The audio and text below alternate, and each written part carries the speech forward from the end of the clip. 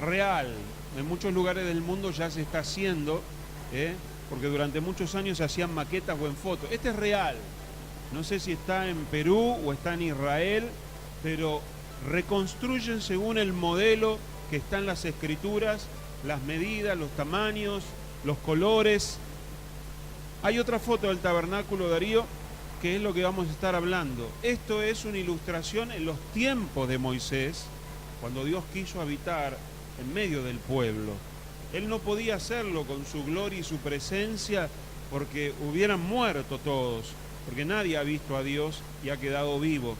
Entonces Dios mandó a construir un tabernáculo que es esta tienda, porque durante 40 años estuvieron dando vuelta en el desierto, así que tenían carpas, y ese tabernáculo que usted ve construido, donde la presencia de Dios bajaba en el lugar santísimo, que era una habitación que había abajo de esa construcción, era desmontable, o sea que se armaba y se desarmaba, y todo eso fue organizado por Dios, con los levitas, con los sacerdotes, y se movían cuando la gloria de Dios se movía, cuando la presencia de Dios se movía. Por eso vamos a estar viendo que todo el Antiguo Testamento es sombra de lo que Jesucristo vino a traernos a través del mensaje de salvación. Entonces, ahí vemos este diseño que la semana pasada vimos, que es el mismo diseño que está en el cielo, que se lo mostró Dios a Moisés y que Moisés tuvo que reproducirlo y construirlo aquí en la tierra para que a través de la simbología, de los colores, de la forma, de las medidas, el pueblo pueda entender cómo era Dios, quién era el hombre. Por eso estudiamos el tabernáculo, porque tiene todo un significado. Y ojo, porque en la Biblia todo tiene un significado. Todo tiene un significado.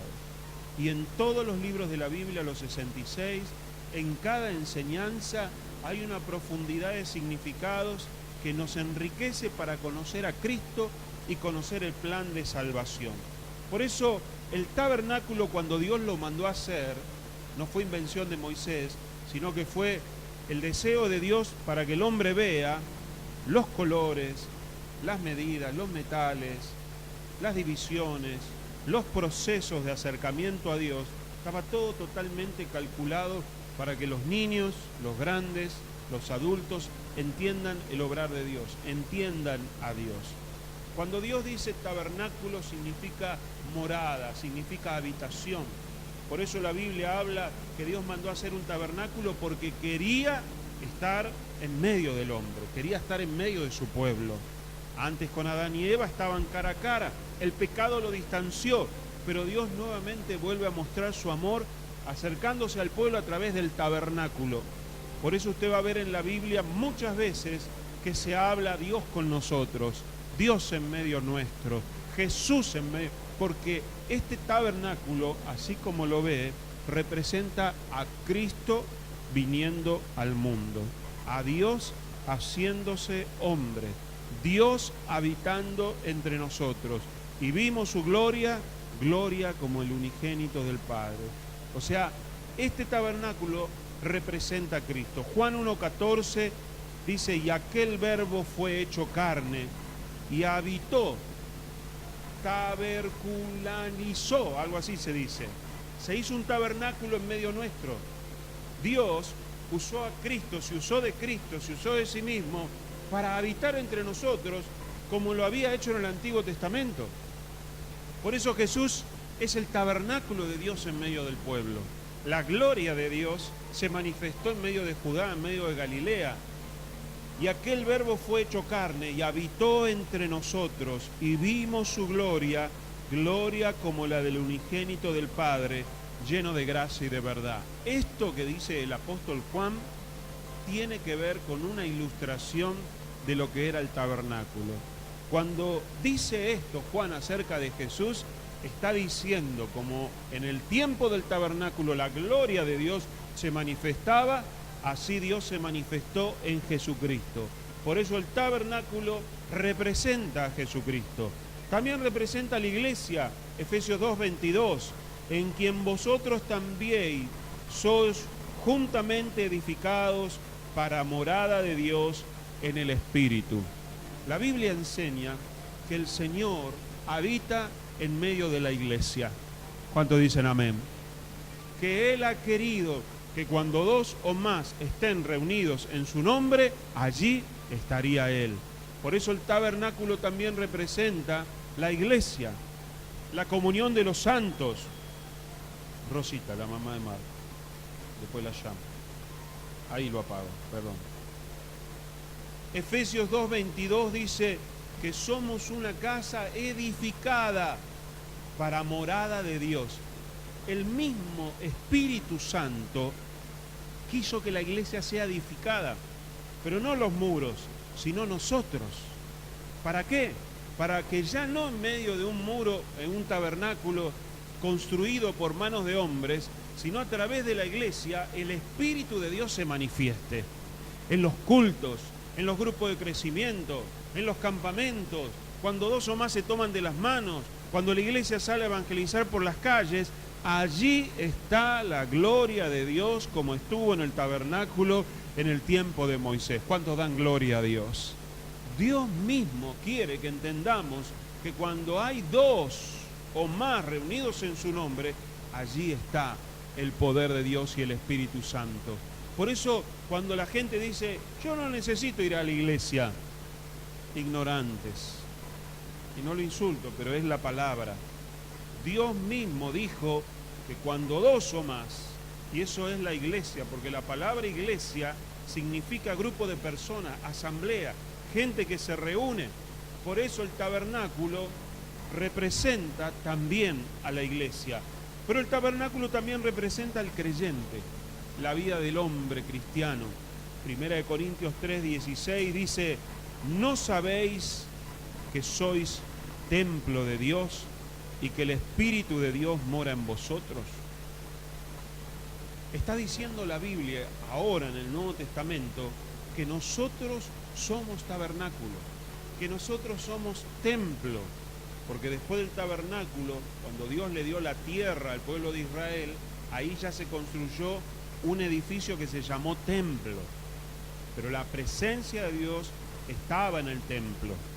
Por eso nosotros ahora somos templo del Espíritu Santo. Usted no va a encontrar la palabra tabernáculo. ¿Por qué? Porque somos un edificio constituido por piedras vivas.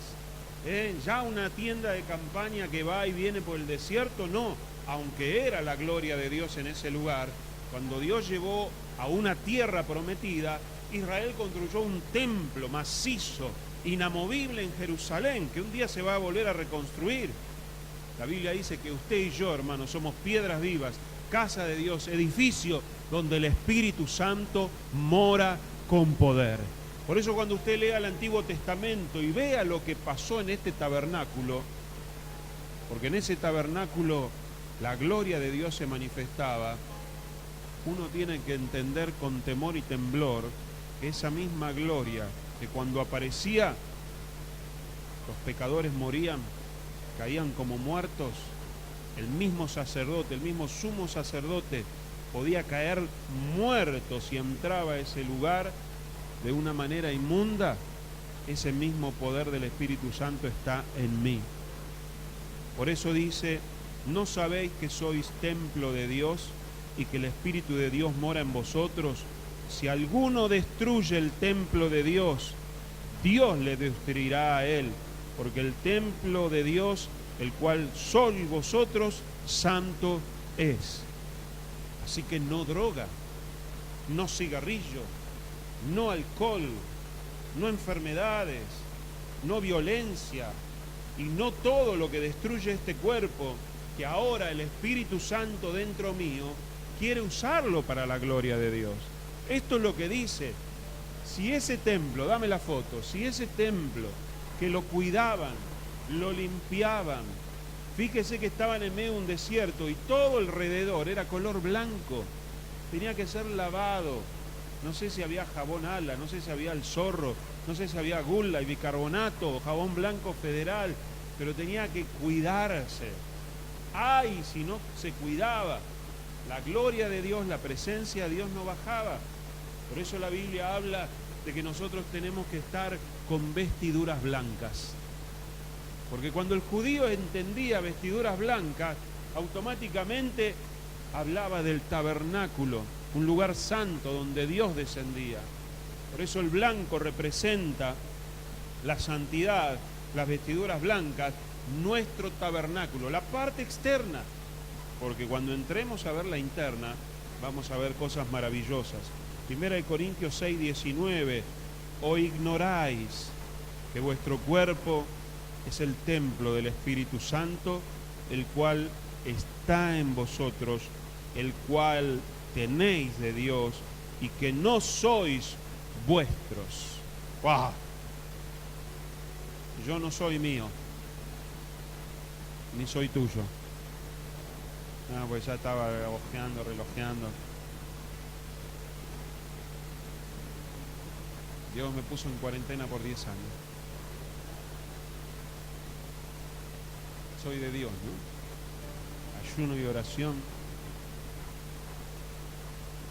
No soy mío. Yo no puedo hacer con este cuerpo lo que quiero, lo que me gusta. Puedo caer como muerto, hermanos. Puedo caer como muerto. Yo no puedo contaminarlo.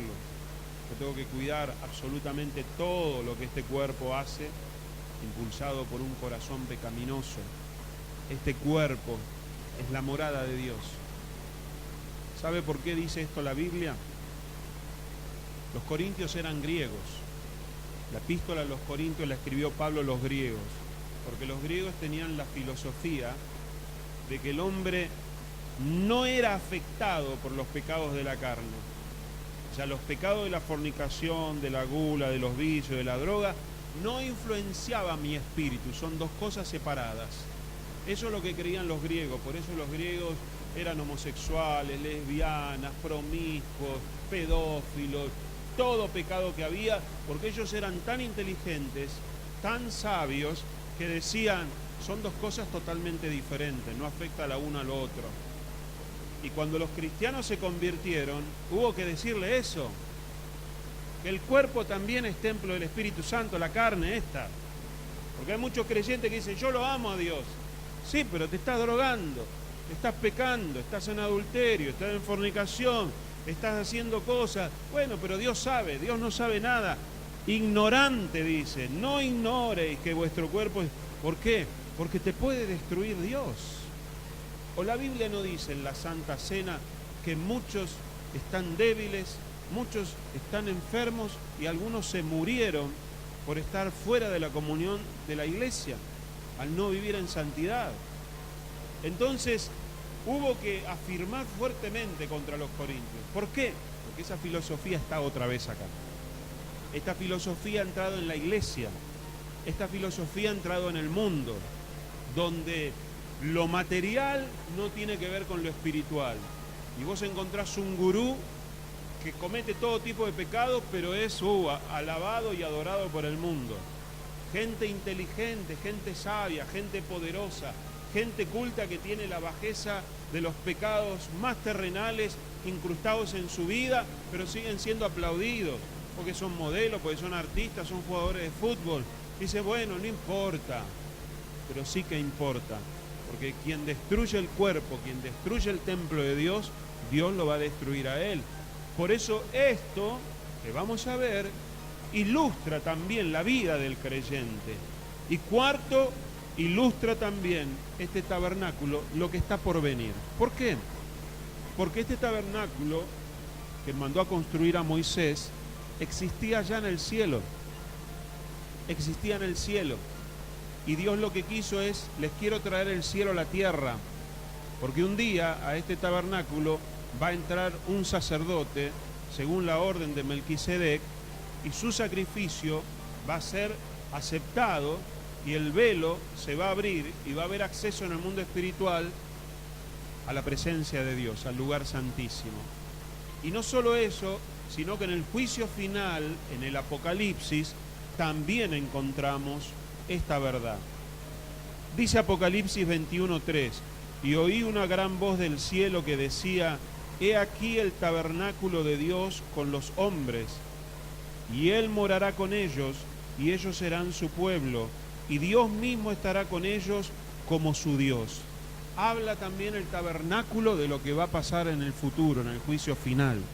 Eso lo vamos a ver en breve. Pero quinto, habla del hombre y su naturaleza. Hay un cuadrito sobre el tabernáculo, hay otras fotos del tabernáculo, pasámela, Darío. Otra del tabernáculo, que es blanca, exacto, esa. El tabernáculo estaba construido en tres partes: el atrio, el patio. Luego, dentro de ese rectángulo que ustedes vieron, permiso, dentro de ese rectángulo había esta habitación, que es el lugar santo, y este que es el lugar santísimo. El velo por el cual solamente se entraba a este lugar una sola vez al año. Los sacerdotes ministraban a Dios acá y entraban a este lugar y salían, pero una vez al año el sumo sacerdote entraba a este lugar, donde podía morir si el pecado existía en el pueblo y en su vida. Entonces encontramos que el tabernáculo tiene tres habitaciones, 1, 2 y 3. Encontramos mucho en el número 3, pero la Biblia enseña en 1 de Tesalonicenses 5:23.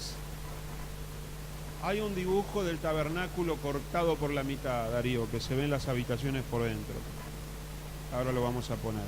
Pero 1 de Tesalonicenses 5:23 dice: y el mismo Dios de paz os santifique por completo, y todo vuestro ser, espíritu, alma y cuerpo, sea guardado irreprensible para la venida de nuestro Señor Jesucristo. Estas tres habitaciones, de las cuales el Señor mandó a construir, dame la fotito ahora, habla de la realidad que el hombre tiene en su relación con Dios. Una relación en la carne, una relación en el alma y una relación en el espíritu. Nosotros nos relacionamos con Dios en el espíritu. Nosotros no nos relacionamos con Dios en la carne, porque nuestra carne moriría. Nuestra carne recibe la palabra de Dios, nuestra mente recibe el pecado y el perdón de pecados, pero nuestra comunión con Dios está en nuestro espíritu. Nuestro espíritu es tocado por el Espíritu de Dios. Por eso la gente vive, la gente ama, la gente se relaciona sin tener a Dios, porque su espíritu, el lugar santísimo, no está vivo, está muerto por el pecado. Hay un velo que lo separa, que es el velo que se rasgó cuando Jesús resucitó, y este lugar está cerrado. El hombre que anda por la calle, lindo, simpático, con plata, intelectual, que ríe, no tiene vida en el espíritu. Pero recién cuando el velo se abre, que es lo que te pasó a vos y a mí, tenemos revelación de Dios y el espíritu nuestro vuelve a la vida. Y ahí tenemos comunión, siento a Dios, tengo paz en el espíritu. Por eso la Biblia habla que debemos vivir como en el espíritu, no en la carne, no en las emociones, no en el alma. Los creyentes que viven en la carne, que viven en el alma, van a tener que estar sirviendo continuamente para cubrir esos pecados. Pero aquellos que viven en el espíritu tienen comunión con Dios, tienen el maná, tienen la ley, tienen la vara que reverdeció, tienen los ángeles, tienen los querubines. Lo vamos a estar viendo eso, pero representa la relación tripartita del hombre con Dios. ¿Cuántos lo entienden? Y si no lo entiende, dígame también. El tabernáculo en la Biblia viene llamado el tabernáculo de la congregación, el tabernáculo del testimonio, el tabernáculo de la tienda de congregación, el tabernáculo del Señor, el tabernáculo de este testimonio. Habla de que ese lugar tiene que ver con Dios y con la congregación, con Dios y con el testimonio de su presencia. Por eso vemos a Cristo, vemos la iglesia, vemos el creyente. El tabernáculo era Dios en medio nuestro.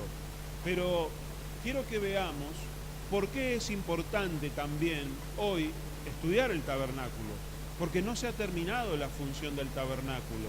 Si bien representa a Cristo y mi relación, hay un proceso que viene en el Apocalipsis, que lo estuvimos tocando brevemente en el estudio que estuvimos dando, pero quiero mostrarles algunos pasajes donde en el Apocalipsis entra también ese tabernáculo que está en los cielos.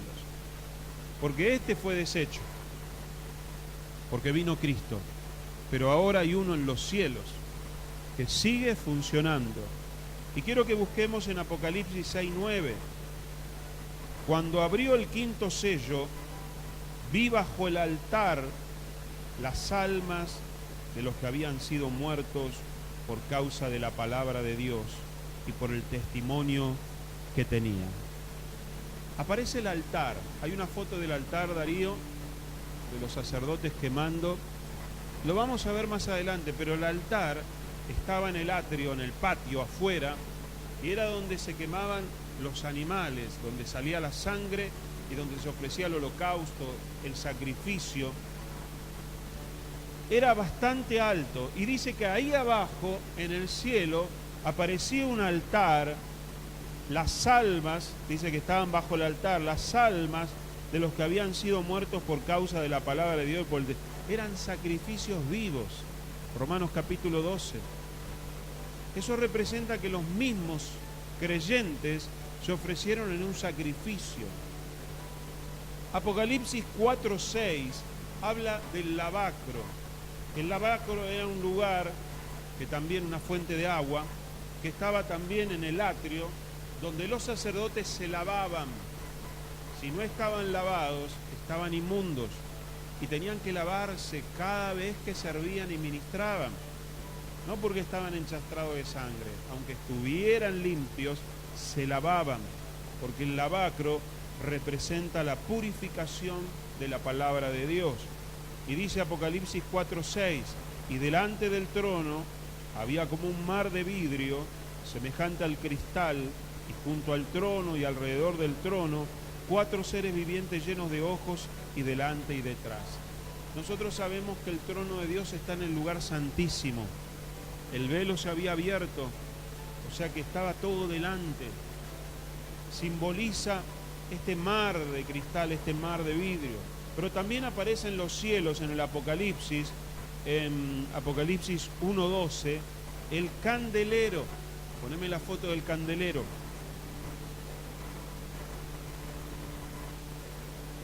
Así era, todo de oro, con 7 brazos, con el número divino de Dios.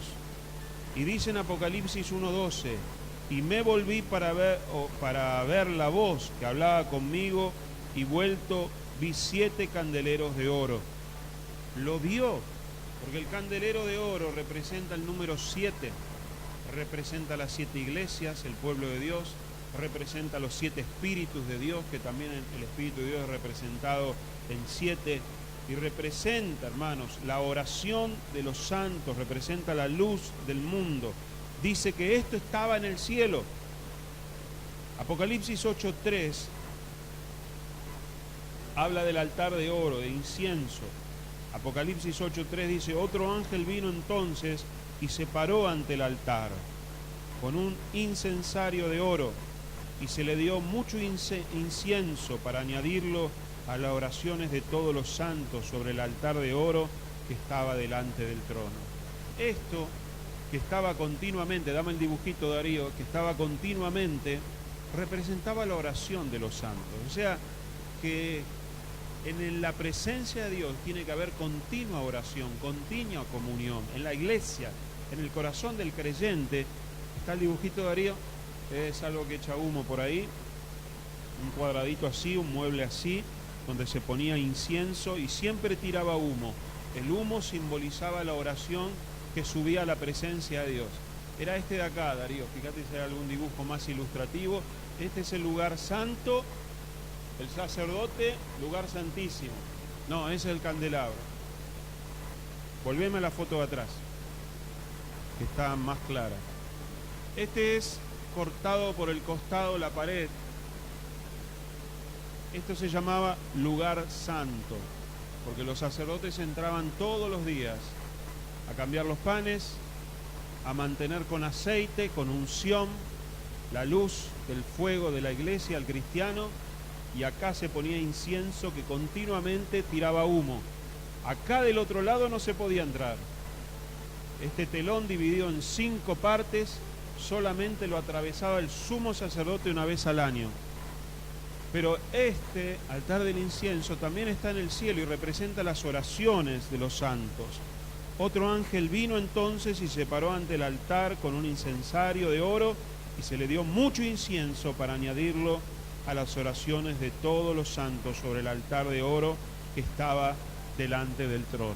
Se le dio incienso, más oraciones, y él lo depositó acá para que la oración esté delante del lugar santísimo, que ese lugar representa el lugar donde nosotros ahora podemos entrar en oración.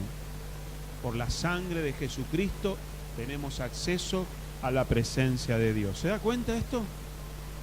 Nadie jamás pudo entrar al lugar santísimo. Ahora nosotros tenemos acceso confiadamente al trono de la gracia de Dios. Y en el lugar santísimo está representado el trono de Dios, la presencia de Dios. Es un lugar que ahora nosotros podemos acercarnos. El maná, Apocalipsis 2:17, usted sabe que el maná está escondido dentro del arca del pacto. ¡Úpala! Dentro del arca del pacto, ahí adentro está maná, las tablas de la ley de piedra y una vara que reverdeció milagrosamente para elegir el sacerdocio de Aarón, está metida ahí. Estas no son águilas, sino que son querubines, son ángeles protectores que están ahí.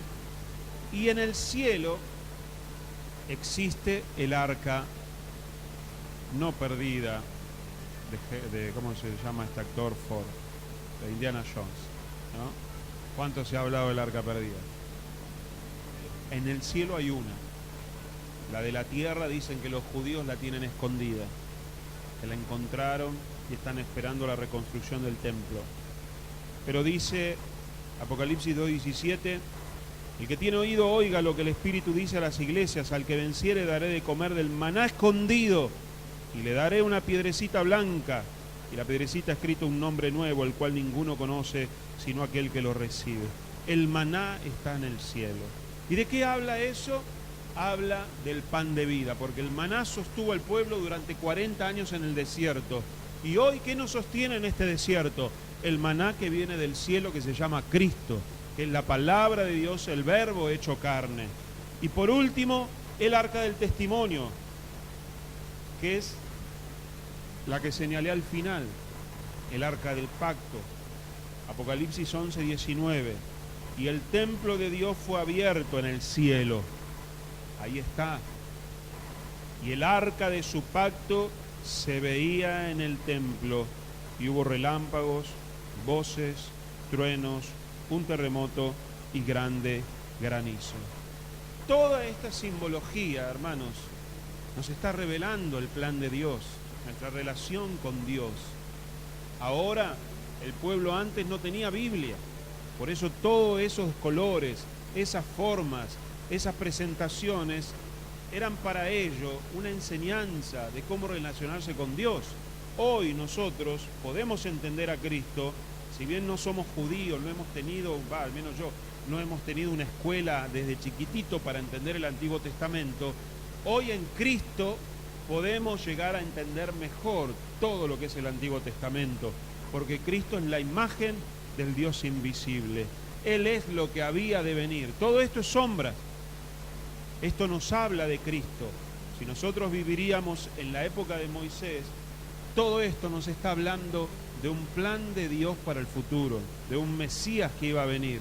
Era difícil verlo, por eso a Jesús no lo comprendieron, no lo aceptaron, pero luego Pablo, el apóstol Pablo, un maestro de la Biblia, explicaba a Cristo a través del tabernáculo, explicaban a Cristo a través del Antiguo Testamento. Por eso lo vemos acá muchas veces reflejada la enseñanza del tabernáculo en el Nuevo Testamento. ¿Cómo se construyó, pastor, esto? ¿Quiere saber cómo se construyó? ¿Quién lo construyó? Bueno, es importante porque también hay una enseñanza de parte de Dios. Vamos a Éxodo capítulo 31, versículo 2. ¿Quién iba a ocuparse de decorar la iglesia, de pintar de color gris. ¿De quién fue la idea? De poner estas luces que parece un boliche.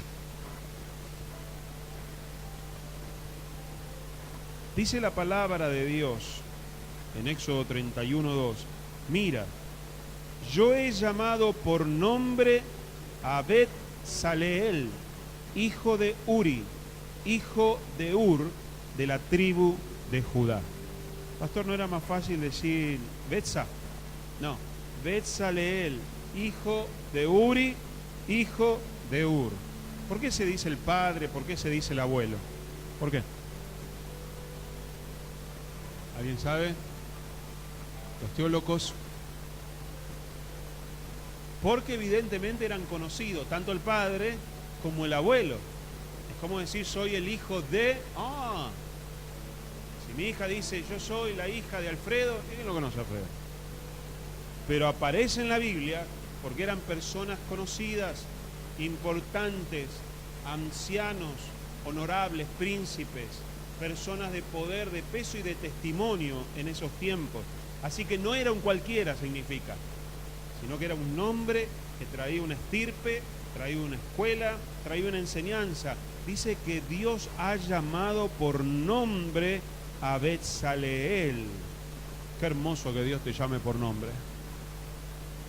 Que te diga Susi Brea. Dios, no yo. A vos te elegí para esta obra tremenda. Es que Dios llama por nombre, hermano. Dios no dice, vos. Dios te llama por nombre. Tiene anotado cuál es tu trabajo. Y dice, este trabajo es para Alfredo Castiglione. Y no lo puede hacer otro. Lo debes hacer vos. Y es un orgullo, un privilegio cuando Dios te llama, cuando Dios te da. Y todos hemos sido llamados, pero no todos responderán al llamado. Algunos se acobardarán, algunos se escaparán, algunos tendrán falsa humildad, algunos temblarán como muchos temblaron, pero Dios siempre llama por nombre a aquellos con los cuales quiere usarse. Y dice que era de la tribu de Judá. ¿Quién era de la tribu de Judá? ¿Quién? ¿Quién? ¿Quién era el león de la tribu de Judá? Jesús era de la tribu de Judá. ¿Y qué me decían? Lo dicen bajito para que no. Y dice, y lo he llenado del Espíritu de Dios en sabiduría, en inteligencia, en ciencia y en todo arte, para inventar diseños, para trabajar en oro, en plata, en bronce, en artificio de piedras para engastarlas y en artificio de madera para trabajar en toda clase de labor. Y he aquí que yo he puesto con él a Aholiab, hijo de Ahisamac, de la tribu de Dan. Dame el cuadrito con los colores, Darío. ¿Sabe que cuando el pueblo de Israel estaba en el desierto, Dios dijo, el tabernáculo en el centro? Y le dio a cada tribu una posición, a cada familia una tierra para que armen sus carpas. No fue así a la ligera, hermano. Todo tenía un significado espiritual. Y cuando marchaban a la guerra, cuando marchaban y avanzaban para moverse, Dios dijo, adelante va el arca. Y luego va la tribu de Judá, de Isaacar, de Zabulón, con sus banderas, sus estandartes. Por eso usted habrá visto en alguna iglesia que la gente flamea estandartes, ¿lo vio? Y que tiene los nombres de la tribu. ¿Y sabe cuál era la bandera de Judá? ¿Sabe cuál era? El león. El león de la tribu de Judá va al frente por nosotros. Aleluya. Y esa tribu iba adelante, pero acabamos de ver que Dios le pone un ayudante a este creador, a este creativo, a este ingeniero. el arca, Judá, y al final estaba Dan. Y atrás la gloria de Dios que los protegía. Y dice que escogió a este hombre de la tribu de Dan, y he puesto sobre él sabiduría en el ánimo de todo sabio de corazón, de la tribu de Dan, y he puesto sabiduría en el ánimo de todo sabio de corazón, para que hagan todo lo que te he mandado: el tabernáculo de reunión, el arca del testimonio, el propiciatorio que está sobre ella, y todos los utensilios del tabernáculo, la mesa y sus utensilios, el candelero limpio y todos sus utensilios, el altar del incienso, el altar del holocausto, todos sus utensilios, la fuente y su base, los vestidos del servicio, las vestiduras santas para Aarón el sacerdote, las vestiduras de sus hijos para que ejerzan el sacerdocio, aceite de la unción y el incienso aromático para el santuario, harán conforme a todo lo que te he mandado. Esto habla de la obra del ministerio en la iglesia. Esto habla del trabajo diferente. Los que han hecho esto, los que trabajan con niños, los que trabajan en los hospitales, los que discipulan, los que pastorean. Es un trabajo totalmente coordinado y organizado para que cada parte del templo esté construida y cuidada de la manera perfecta. Pero Dios llama a los ministros, Dios llama y dice que los unge con Espíritu Santo. Pastor, pero ¿por qué solo de uno dice que lo llenó de Espíritu Santo?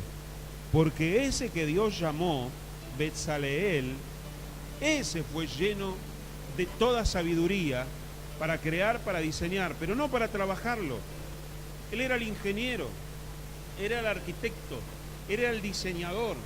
Él era el que les iba a decir a los demás. Mire el orden de Dios, ¿no es cierto? Porque Él eligió un ingeniero, un arquitecto, y puso toda la capacidad de crear en la mente de este hombre. Pero le puso como ayudante, como capataz, a Isamac, y que puso también en el corazón de los sabios para que se muevan a colaborar con ellos dos.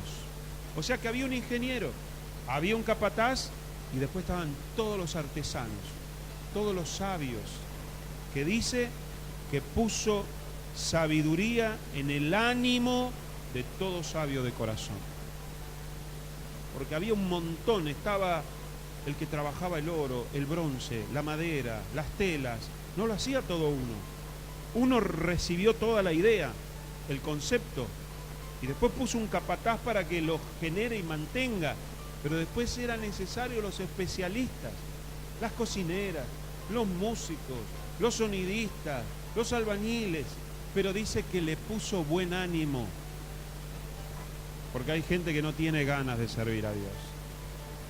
Hay gente que piensa que lo que tiene no es para darlo a la obra de Dios.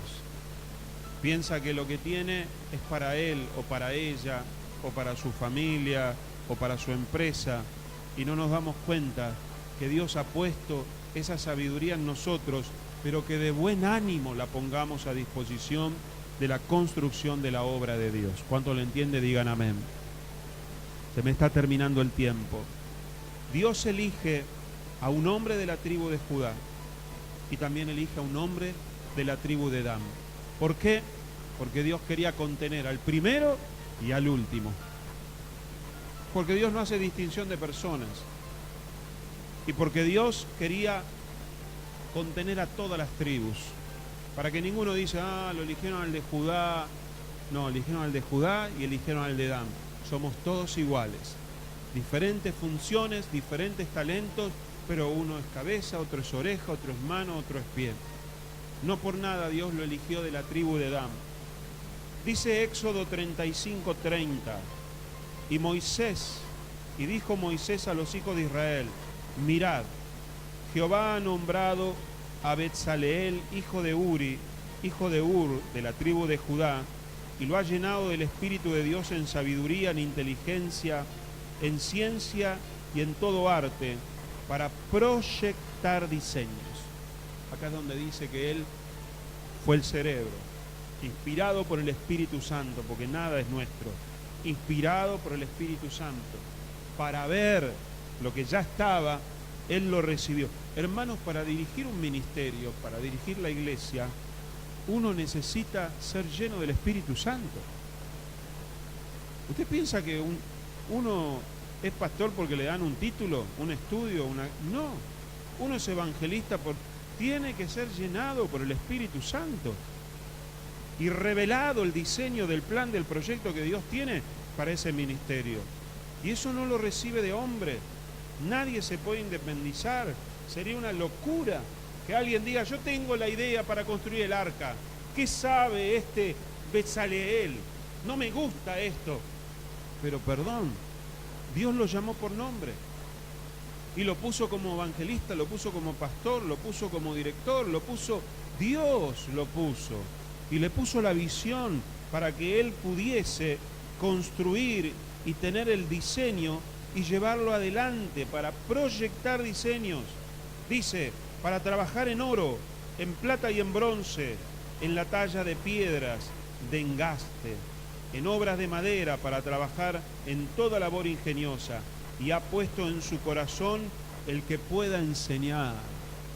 La Biblia dice que el obispo debe saber enseñar, con palabras y con hechos. Uno no puede tener tantas cosas y no saber enseñar. El ministerio es para enseñar a otros.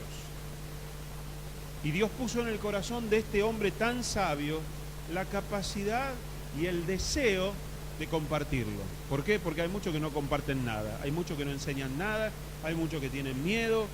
Lo que yo aprendí te lo voy a enseñar. No, a ver si me curo al laburo, me curo al ministerio, a ver si predica mejor que yo. Lo que yo aprendí te lo voy a enseñar. El Espíritu de Cristo es hacer discípulos. Y todo lo que usted recibió de gracia lo tiene que dar. Tenés que enseñarle a orar, tenés que enseñarle a predicar, tenés que enseñarle a tocar.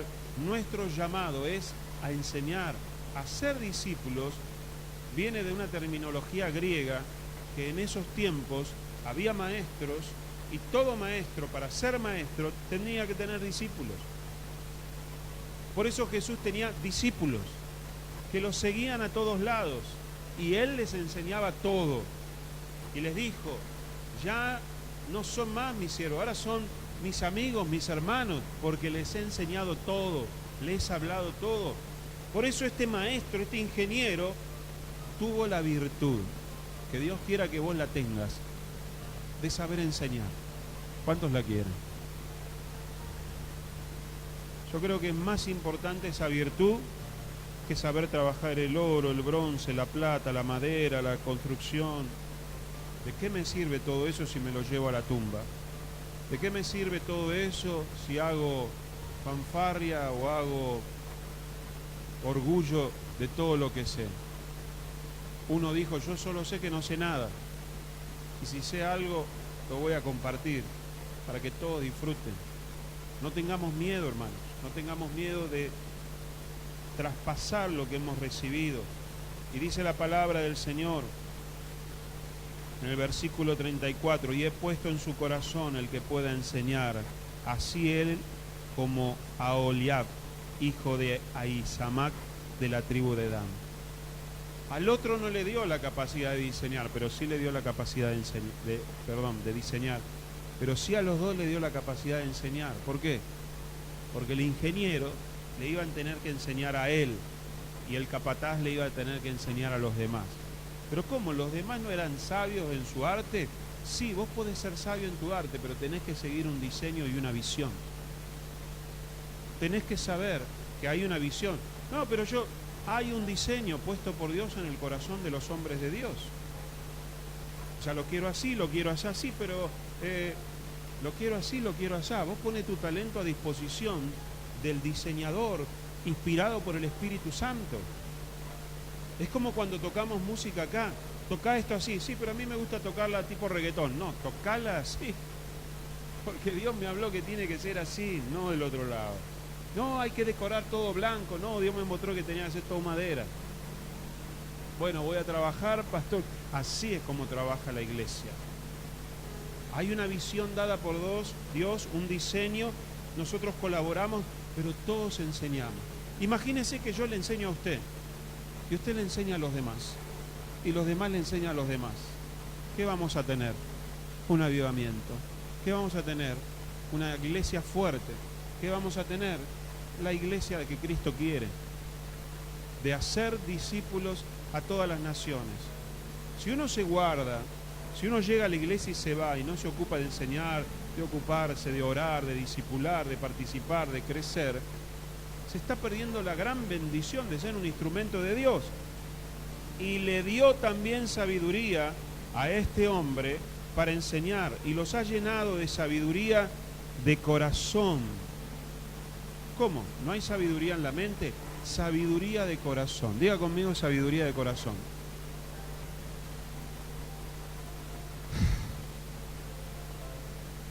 Si todos tuviéramos sabiduría de corazón, obraríamos con sabiduría, hablaríamos con sabiduría, actuaríamos con sabiduría, porque no es una sabiduría de resolver problemas o de dar el consejo teórico, sino que es lo que hoy se llama, o que está de moda, que se habla, la inteligencia como emocional.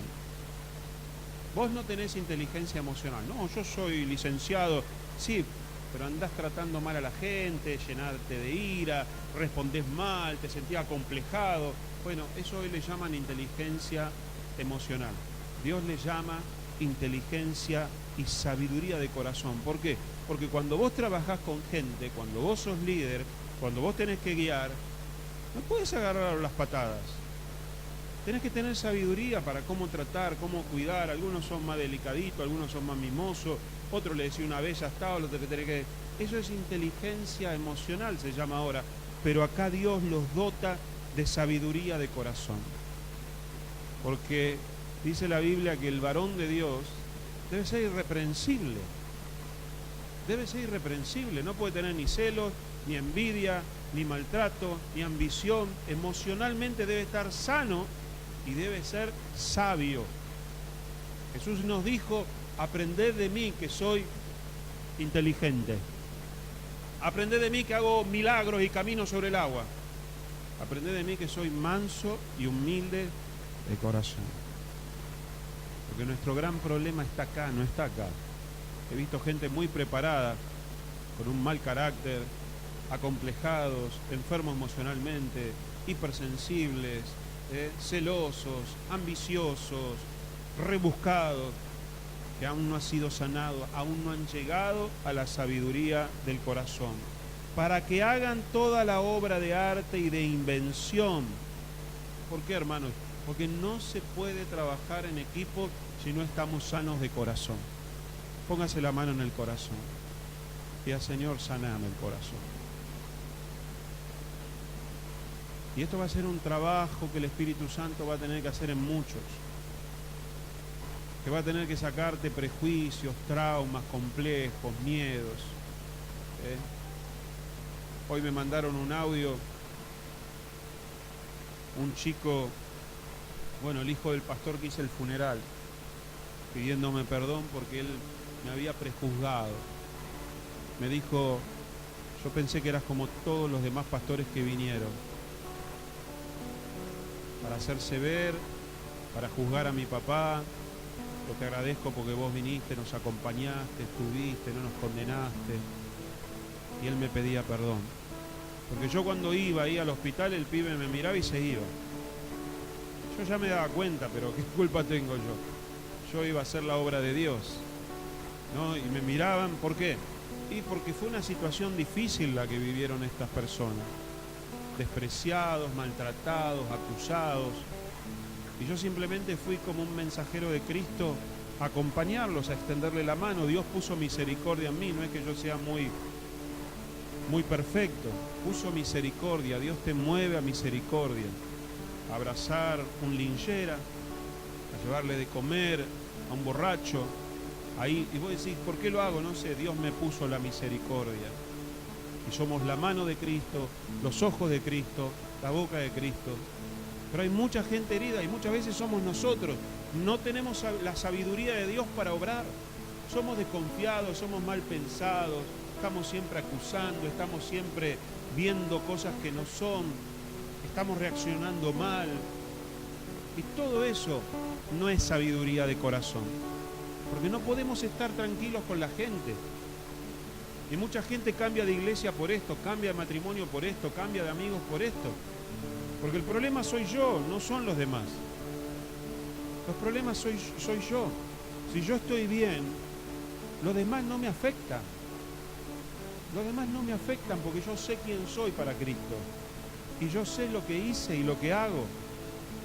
Sí, pero dicen que vos, que digan, que lo digan, si yo sé que estoy bien. Yo hice lo que debía hacer.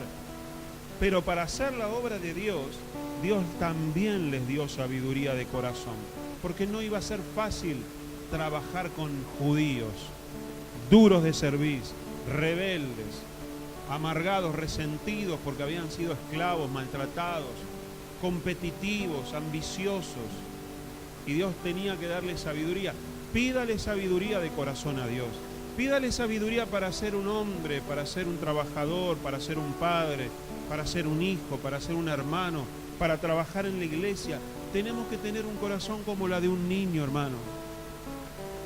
Manso y humilde. Tenemos que estar dispuestos a poner la otra mejilla. Tenemos que estar dispuestos a perdonar. Si no, no vamos a poder liderar. No vamos a poder trabajar.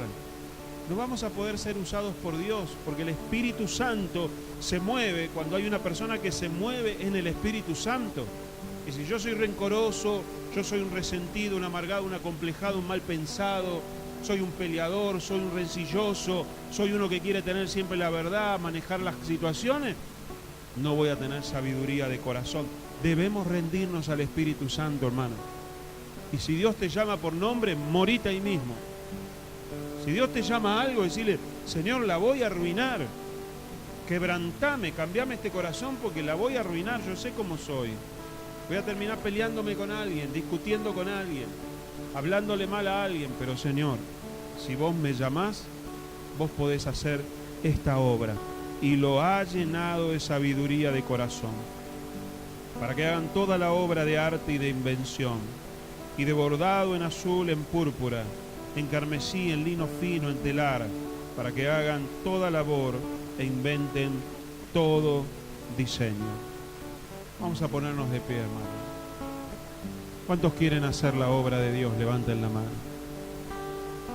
Construir la obra, el tabernáculo, la casa de Dios, es hacer lo que estamos haciendo. Quizá hay que hacerlo mejor, seguramente. Quizá hay que hacerlo más. Pero hoy somos llamados a edificar el cuerpo de Cristo, a edificar la iglesia. Y cuando yo ayudo a la hermana a superar su prueba, estoy poniendo un adorno en el tabernáculo. Cuando yo estoy decorando la iglesia, estoy manteniendo la casa de Dios. Cuando yo estoy cuidando mi templo, estoy cuidando también el tabernáculo. Todo esto es un símbolo de lo que hoy tenemos que hacer. Cierra tus ojos. Dios te ha dotado de talentos, de capacidades, de virtudes. Tú no eres un anónimo, tienes nombre y Dios tiene un trabajo para ti. Y el principal trabajo ya nos los ha dado, que es ser luz, ser pueblo, ser hijos, predicar el Evangelio. Pero tenemos una gran responsabilidad, que es edificar el cuerpo de Cristo. Edificar este templo que soy yo, cuidarlo, santificarlo y hacer la obra de Dios con temor, con sabiduría, llenos del Espíritu Santo. Pídele al Señor, Señor, haz de mí un instrumento precioso. Haz de mí un instrumento de paz, un instrumento de amor, un instrumento de bendición, un instrumento de reconciliación, un instrumento de verdad, un instrumento de misericordia, un instrumento para suplir la necesidad. Señor, no somos nada. Todo lo que tenemos es tuyo, todo lo que somos es gracias a ti. Queremos hacer tu obra, Dios, con sabiduría.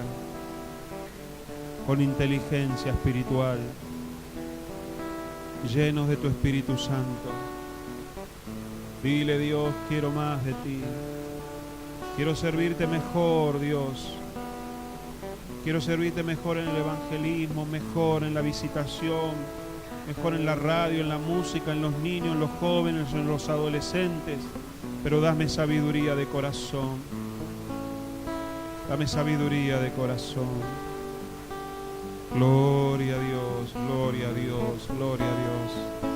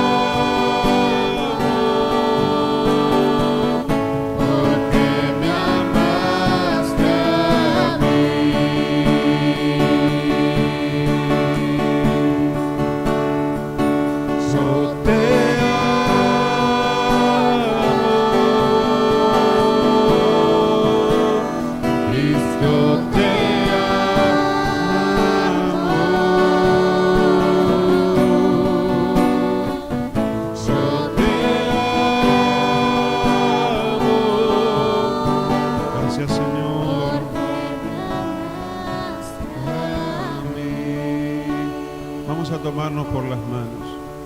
Vamos a orar por nuestro hermano, nuestra hermana. Vamos a unirnos como iglesia.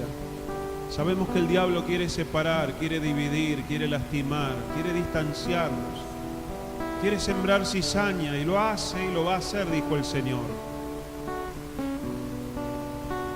Yo te pido que cierres los ojos, así como hemos aprendido que somos este tabernáculo y que todos debemos construirnos y cuidarnos. Empezá a orar por tu hermano y a tu hermana. Empezá a perdonar si tenés que perdonar. Empezá a acercarte si tenés que acercarte. Si algo te ha distanciado, si algo te ha separado, reconoce ahora tu culpa delante de Dios. Dile, Señor, sana mi corazón, sana mi vida, hazme libre, hazme un hombre humilde, una mujer mansa, Señor. Quiero estar lleno de tu Espíritu Santo. No puedo hacer la obra si tú no me llenas. No puedo hacer la obra si no me das inteligencia y sabiduría. No puedo hacer la obra si no me das ciencia, Señor, para proyectar y diseñar. Pero sobre todas las cosas, sabiduría de corazón para hablar, para amar, para tratar, para pensar, para vivir. Líbranos, Señor, de todo trauma que el enemigo ha plantado, de todo complejo, de todo miedo, de todo pensamiento, Dios, fantasioso, de toda idea equivocada, de todo prejuicio. Líbranos de todo lo que la carne, Señor, siembra para alejarnos de mi hermano, para terminar divididos, separados. Llévate, Señor, la cizaña y llénanos de sabiduría de corazón para trabajar juntos, Señor, en tu obra, para llevar adelante esta iglesia, Dios, para dejar lejos la murmuración, el chisme y la crítica, para dejar afuera, Señor, aquellos que quieren destruir, dividir y separar. para dar una palabra de amor, de reconciliación y de paz. Señor, en el nombre de Jesús, oh, tu iglesia es tu esposa, tu iglesia es santa y pura, y yo no quiero, Señor, mancharla, yo no quiero destruirla, yo no quiero construirla mal, yo quiero, Señor, seguir el diseño, quiero ser un siervo y una sierva tuya, quiero hacer tu voluntad. Por eso te pido por mi hermano, te pido por mi hermana, te pido por cada creyente que está en esta noche aquí, que tú los llenes, tú los llenes, tú los llenes de Espíritu Santo, que tú los llenes de ciencia, de inteligencia, de conocimiento y de sabiduría de corazón, de buena voluntad para servirte, para llenar este lugar de gozo, Señor, de gloria, Padre, de amor y de unidad. Te damos gracias, te damos la gloria, la honra y la alabanza. Démosle un fuerte aplauso al Dios Todopoderoso, al Rey de Reyes y al Señor de Señores. Gracias, Señor, gracias. Gloria a Dios y a su nombre. Vamos a terminar acá porque se nos pasa la hora, pero sigamos meditando, hermanos, en este tabernáculo tan precioso que nos enseña verdades para aplicar también hoy. Amén. Creo que las prédicas las van a subir a YouTube para que podamos seguir meditándolas. Me lleva muchas horas prepararlo, así que aprovechelo. Si no ha podido anotar los versículos, anótelos después ahí en la grabación. Que Dios lo bendiga, hermano. Lo esperamos el sábado a las 20 horas, el domingo a las 10 de la mañana. Acuérdese que comenzó el Instituto Bíblico y el sábado comienza la escuela bíblica para los niños a las 6 de la tarde en este lugar. Salúdese, que Dios lo bendiga mucho. Seguimos orando por el hermano Ernesto.